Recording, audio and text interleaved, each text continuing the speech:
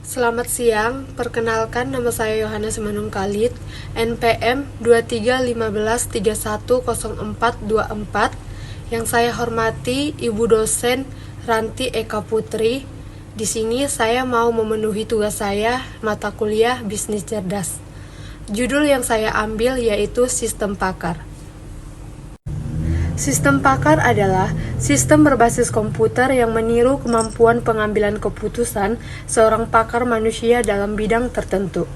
Sistem pakar ini dirancang untuk memecahkan masalah kompleks dengan menggunakan basis pengetahuan dan penalaran, bukan dengan kode pemrograman konvensional. Sistem pakar merupakan bagian dari kecerdasan buatan AI dan bertujuan untuk mentransfer keahlian seorang pakar dalam komputer, sehingga orang awam pun dapat memanfaatkan pengetahuan tersebut untuk menyelesaikan masalah. Adapun komponen utama sistem pakar: 1. Basis pengetahuan atau berisi pengetahuan dan informasi yang relevan dengan bidang yang dijadikan acuan. Yang kedua, mesin inferensi yang berfungsi untuk mengolah dan mengimplementasikan pengetahuan yang tersimpan dalam basis pengetahuan. Yang ketiga, antarmuka pengguna yang berfungsi sebagai penghubung antara pengguna dan sistem pakar. Yang keempat, sistem penjelasan yang berfungsi untuk memberikan penjelasan tentang proses pengambilan keputusan yang dilakukan oleh sistem pakar. Selanjutnya yaitu adapun fungsi-fungsi sistem pakar.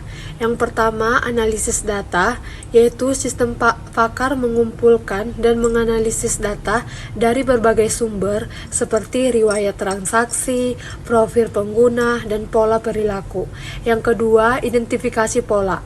Sistem pakar ini menggunakan algoritma dan teknik analisa data untuk mengidentifikasi pola dan anomali yang dapat menunjukkan adanya penipuan.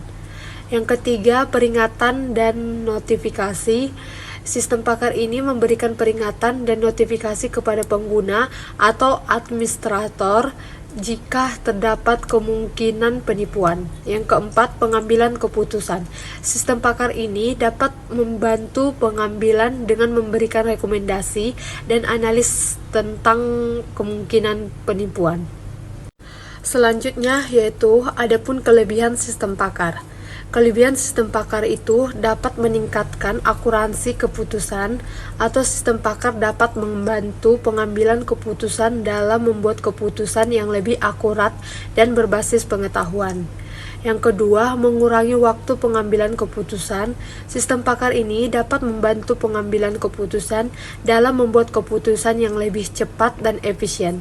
Yang ketiga, meningkatkan efisiensi, atau sistem pakar dapat membantu perusahaan dalam mengoptimalkan proses bisnis dan meningkatkan efisiensi. Dengan menggunakan sistem pakar ini, dalam bisnis cerdas, perusahaan dapat membuat keputusan yang lebih akurat dan berbasis pengetahuan, serta meningkatkan efisiensi dan adapun kekurangan sistem pakar. Yang pertama, ketergantungan pada pengetahuan pakar. Sistem pakar sangat bergantung pada pengetahuan dan pengalaman pakar yang dijadikan acuan. Yang kedua, keterbatasan pengetahuan. Sistem pakar hanya dapat mengolah pengetahuan yang telah diprogramkan dan tidak dapat mengolah pengetahuan yang belum diketahui. Yang ketiga, kesulitan dalam mengupdate pengetahuan. Sistem pakar memerlukan waktu dan biaya yang cukup besar untuk mengupdate pengetahuan yang ada. Yang keempat, ketergantungan pada kualitas data. Sistem pakar sangat bergantung pada kualitas data yang diolah dan dapat menghasilkan kesalahan jika data yang diolah tidak akurat. Yang kelima, kesulitan dalam mengatasi kasus yang tidak biasa.